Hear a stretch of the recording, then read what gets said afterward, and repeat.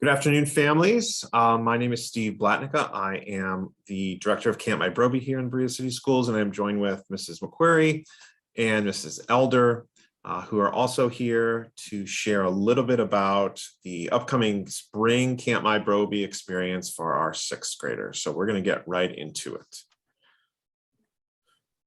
Camp, just as some background, camp started in 1972, so it has become a very iconic outdoor education program here in the Berea City Schools.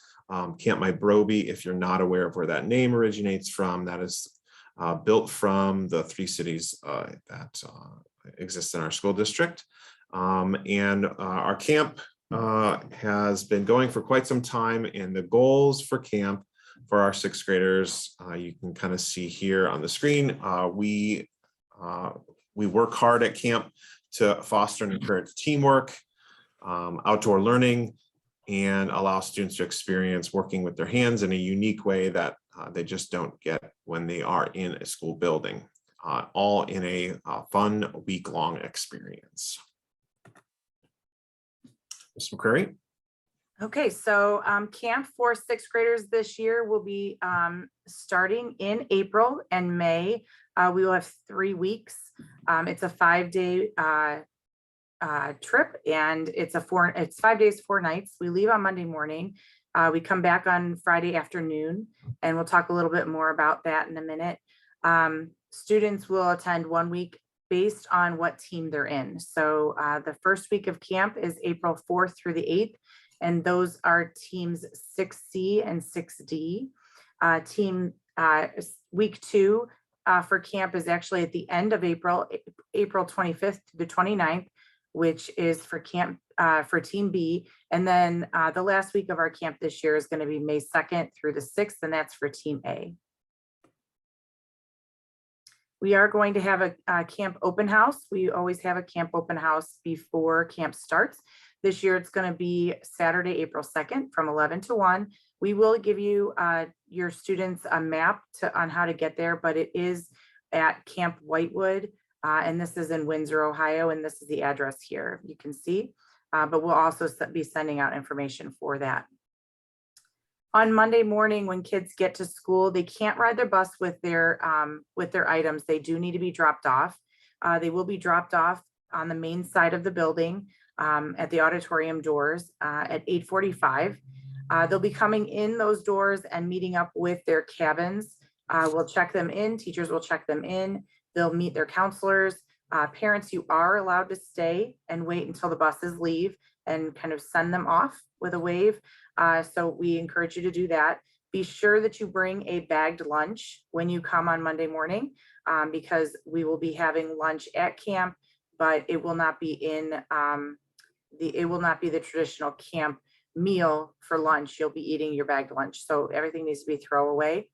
On Friday, students will leave camp around 11 o'clock, return back to school around 12:30, and then they will need to get a ride with all of their items. They will not be staying for the remainder of the school day, and they will not be able to take the bus. So they want to make sure you provide a ride for your students on Friday, and you'll want to make sure that you take all your luggage home. We do encourage students to make sure they have multiple black bags with them with their names on them, so that everything is bagged up, ready to go when we get back on Friday, so we don't have loose items and random pillows somewhere. So we want to make sure we get all of your stuff back to you. And Mrs. Elder will talk about it again, but we want to make sure that if you sent medication home or to camp with your student, that you pick it up on Friday so that your student will have that. All right, a little bit about Camp Whitewood, who hosts our Camp Mybrobe experience. As you saw in the open house slide, Camp Whitewood is in Windsor, Ohio, just over the Ashtabula border in eastern Ohio. When we stay, the cabins, there are heated cabins, of course, for our students. Boy cabins are on one side of the campgrounds, girl cabins are on the other side of the campgrounds. And the number of students that will be in each cabin will range, potentially up to 12 students in a cabin, with 2 of our high school student counselors that will be accompanying your students during their week of camp. There are bunk beds in the cabins. The packing list will share with you that you must provide your own bedding. That could be a sleeping bag or sheets and blankets. That would work as well. All the lists of what you would want to include for your week at camp are on the packing list that is available on the website and also linked here in this presentation.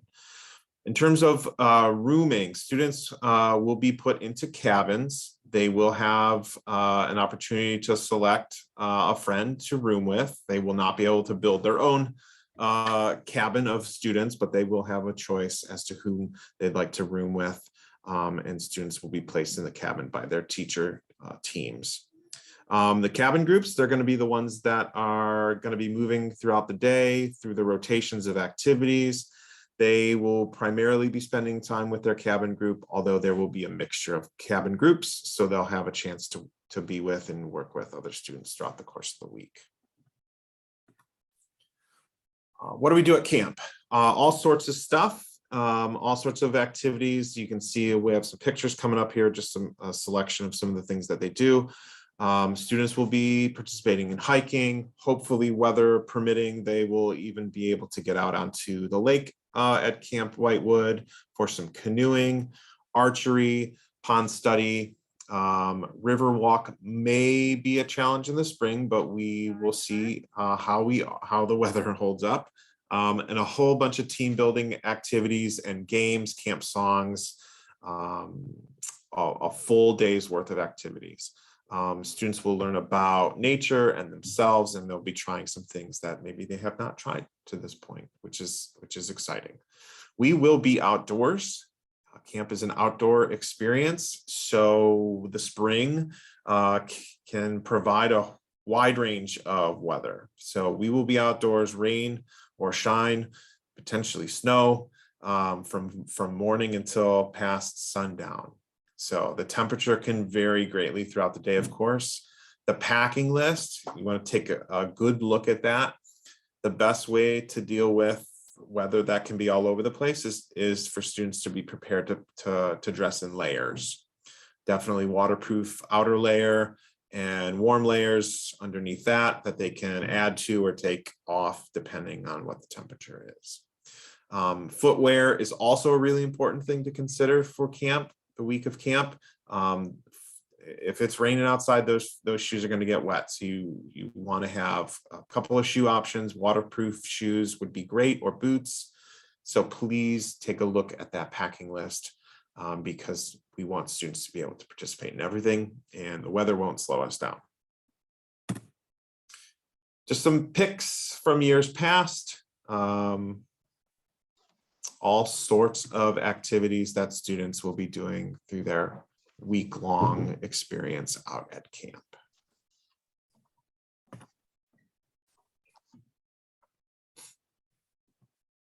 Okay, I'm going to turn it over to Ms. Elder. She's going to talk about some important medical information. Hello, everybody. I'm Becky Elder, the school health manager for Berea, and I'm going to review some of the medical information that you'll need to know about. This is really important, so pay attention. Anything, as in Berea City Schools, anything we put in or on our students, we need to have a medication form completed and signed by the physician and the parent. We take that very seriously. So please, camp is coming up. This is the time. If your student needs any medications while at camp, anything, you're going to have to go to this presentation will have a link. It's also on the web page under programs and Camp Mybrobe. There's a medication assistant form. Please take the opportunity to download it as soon as you get done with this and take it to the doctor and have them fill it out. And actually what we say is have it the Wednesday before you go to camp. But if you get it and you're the last week of camp and you get it the first week or tomorrow, bring it into the clinic at the middle school and the nurses will review that and check it. So that'll be off your plate, because what tends to happen, people come Monday, the morning they're leaving, and we won't or may not be able to take medications at that short notice. So this is very important to understand. So the meds need to be brought into the clinic, not by the student. They have to be brought by a parent or a guardian before the camp week, as I mentioned. Nothing the day of camp. There is a little, caveat to that. If you've talked to the nurse and you have one inhaler, and you're keeping it all weekend, you'll have the order ahead of time. You can arrange all that, and then Monday morning just bring the inhaler. There are little caveats and little circumstances in which you might bring something Monday morning. For example, you go over the weekend and to the ER and you get antibiotics. Well, we're not gonna be able to let check that. So Monday morning we'd have to do that. But for the most part, you must make arrangements at least the Wednesday before to have all medications brought into the clinic and checked. Please do not, every year, Mrs. McQuarrie, Mr. Blatnica, we can all attest to that. Every year we find medications in the luggage. The counselors, go through that. We will not give medications, and it also puts your student in a horrible bind because we're saying don't do that. So if you slip meds in there for your student, it's a safety concern. We will find them. We won't be able to give them. So please don't do that. Make the arrangements now. And if you have any questions, I'll give you my number. It's 216-267-2120. That's my phone. If you have any questions about this, or you can call your nurse Linda, Nurse Sarah's here, Nurse Maureen are here. Anybody can answer those questions. But I cannot stress to you how important it is to get these forms in early and get checked, because if they're not completed, if the order doesn't read the right way and it doesn't match the medication, we won't accept it. And we'll give it back to you and say, go get this cleared up, because the nurses simply won't have time with the onslaught of meds that come in to check everybody's and call the doctors and get clarification. It'll be the parent's responsibility. It's not hard to do, it just takes a minute to do it. And consider the things your student needs. Now, we do have parents who send in Motrin, Tylenol, Pepto-Bismol. I mean, anything you can think of. What does your kid need? You know what I mean? Something, do they get headaches? No, AM and PM meds, of course, prescription meds, we're going to get those, but think of the things you need PRN as well. And you don't need to send, a whole litany of things, but if you feel like you need to, we need orders for that.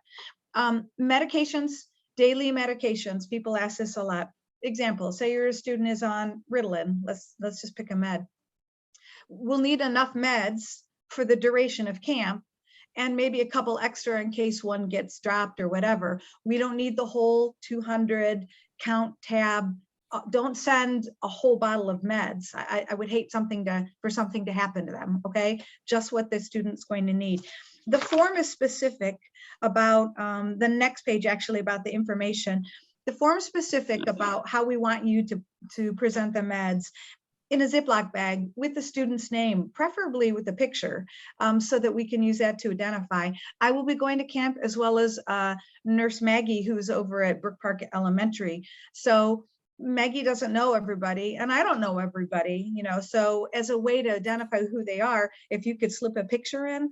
Meds must be in the original container, labeled with the student name, med, time, dose. Again, if you have any questions, please call us. Mrs. McQuarrie alluded to this.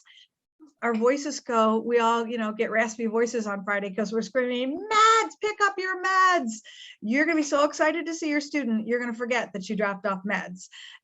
People who don't pick up meds, we say if you don't pick up your meds in a timely fashion, we will destroy them, because we simply don't have room to keep all of them. Make a note to yourself while you're all excited to get your kid and all their belongings and wet clothes. Maybe there won't be wet clothes this time. Please make sure you pick up your meds. There'll be a table there or a chair, or, and I'll be there yelling at people and telling you, come on over here. And Mrs. McQuarrie, Mr. Blatnica, everybody is sharing, where that table is, but I'll be right out by the buses. So make sure you get those. If you have PRN meds, your student has an EpiPen that's stored here and you want that to go to camp, that's awesome. You can do that, and just let us know. We'll put it back in the clinic after camp. You don't have to, pick it up or we'll destroy it. Just make those arrangements ahead of time, like I said. If they need breathing treatments, we have a nebulizer, but each student will have to bring their own tubing and mask, individually labeled in a plastic bag. Another big thing, we get a little booklet from Mr. Blatnica, with all the emergency contact numbers. Make sure they are all current and that you have at least one or two of them. at camp, it's about an hour and 10 minutes away. Maybe you could make it quicker if you're like me, but it's an hour plus when you go out there.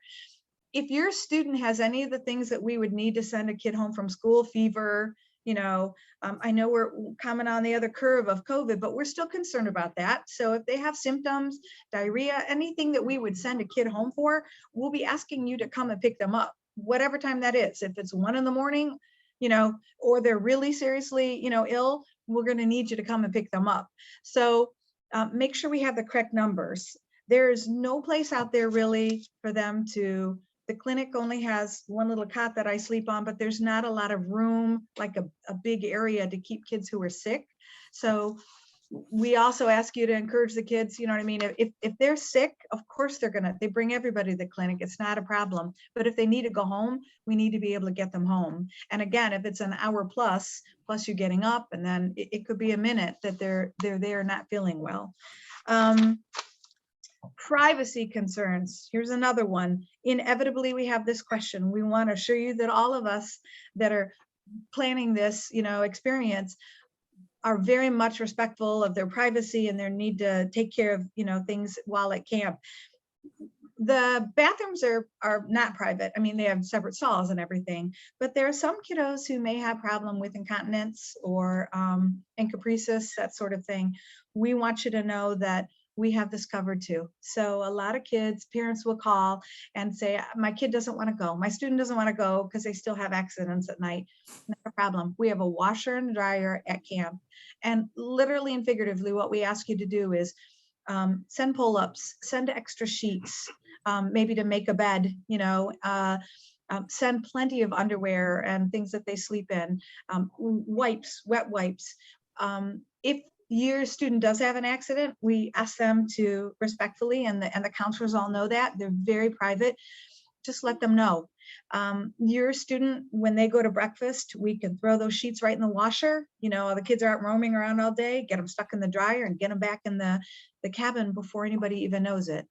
What we usually do is the students can keep a 10 or pull-ups or whatever they use in an area where what's the the room called, Mr. Blatnica? What's the lodge? The lodge. There's a big fireplace and there's a private area. You're going to let us know ahead of time. You're going to bring a bag with their supplies. And what happens at night then, when the kiddos are getting ready, brushing their teeth, going to the restroom, chit-chatting, the student will just walk over, 100 feet or whatever, put the pull-ups on, under their sweats or whatever they sleep in, go back to the cabin. And then in the morning, it just turns itself around. While everybody's running around getting ready for breakfast, the student walks over, takes the pull-ups off, puts it in the garbage, comes back, and nobody knows. Nobody is the wiser. What we do ask is that you share that with us so that we can share it with the counselors and the team very privately, so that your student, we can let them know it's okay, we've got this, if you need anything. And we've all heard this story. If you've listened to my presentation or any other one, we had a student a long time ago, many moons ago, who did not, we weren't aware of their concern, and they literally had an accident every night, but they were afraid to say anything, and they had to sleep in a wet sleeping bag all week. We don't want that. We want your student to have a very positive experience. So please make sure you let us know. Bring extra baggies, and we're here to help you. So that's enough about that. On the same trend, some of our female students may need personal hygiene, supplies. Please make sure you send those. If there's any chance your student's going to be having their period that week, make sure you send any supplies you think you need. Okay. The big thing, this is the first time for many to be away from their students, and they do. I know Mr. Blatnick and Mrs. McQuarrie will address that too, but we just want you to know we're here. A lot of times kids come in that first day, we can count on it, they've got a stomach ache because their stomach hurts, and what it ends up being is they're a little nervous.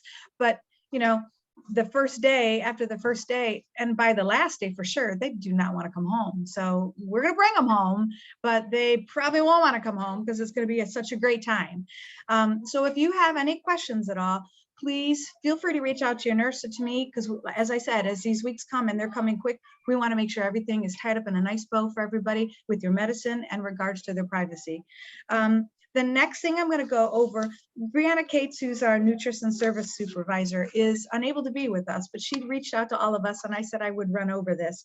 Camp Mybrobe, they offer wonderful food, so much food. Your student's going to come home well fed, I promise. There's different options for every meal. There's a main menu, but there's always other options, jelly sandwiches, or if there's something that the student can't find on the main menu. Please do not send any food, candy, treats, goodies, yummies. Send nothing, okay? Because we have friends out there with 4 legs, okay, that aren't Mrs. McQuarrie and Mr. Blatnica, and they could potentially find their way to the smell of a nice Snickers bar. Do not do that. We provide snacks at night. We provide meals during the day. I promise you, nobody goes hungry. Do not send anything. On the other end of that, if your student has some kind of allergy and you're bringing treats, trying to smuggle them in, not just the animals, we don't want to take a chance that a student may have a reaction. If you have any religious or medical dietary needs, we can handle those as well. In the past several years, we've changed up a lot with Mybrobe and the cooking. They go through GFS. That's where they get their supplies from. We make sure we provide beef meatballs and beef hot dogs. So some of the religious dietary needs are covered. But her number is going to be on the webpage here. Please feel free to reach out to her. She is amazing and will work with you to make sure any accommodations that you need, if they're on file, if they're not, whatever, she'll take care of helping you work through that. Okay.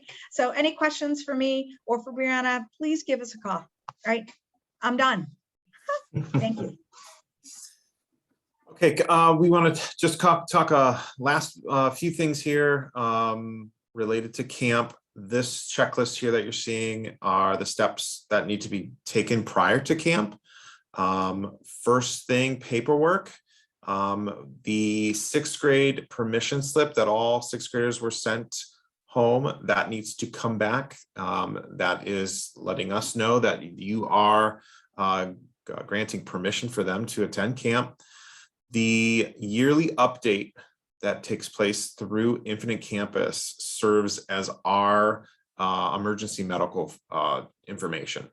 So that, I know this is spring, this should have been done in the fall. If you still have not done it, this would be a requirement for students to attend camp that needs to be done. As Ms. Elder shared, if this applies to you, make sure that your medication forms are completed and turned into the school nurse well before their first week of camp, the Wednesday before they head out for camp. And then the last item here, hopefully this is done. We have closed payment for camp. If you paid in the fall, that payment carries over to the spring. And our deadline for payment was on Friday, March 4th. So those are the steps necessary, paperwork and payments that are needed to attend camp this spring. Some additional resources here for camp.